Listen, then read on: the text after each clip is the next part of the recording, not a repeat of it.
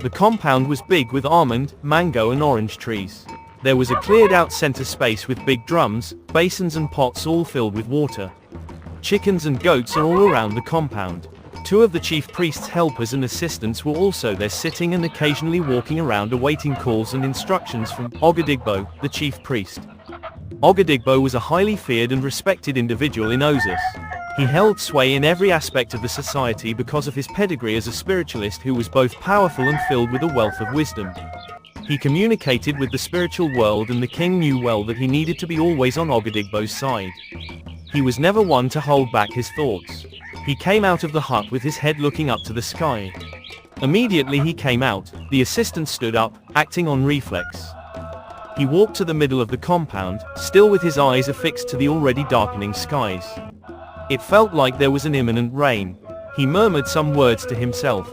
Could it be? He asked. There was a long silence. Even the chicken and the goat stood still, gazing at him. It was as though they too felt what was going on. They had never seen Ogadigbo in this mood. It was scary. The assistants dared not interrupt his concentration and risk being placed under a painful spell. Could it be wrong? He asked again. Shortly afterwards he went in. Ogadigbo had to immediately head for Abosi, the king's palace. He was deeply troubled. What he saw in his vision was unlike anything he had seen in the past. The fathers of the spiritual world told him to find the messenger, the chosen one who would go to the edge of the earth to save Osis and the earth. From what he had heard from his own father, who was also a great priest, the edge of the earth is a place no one wants to go. Anyone who goes there never comes back.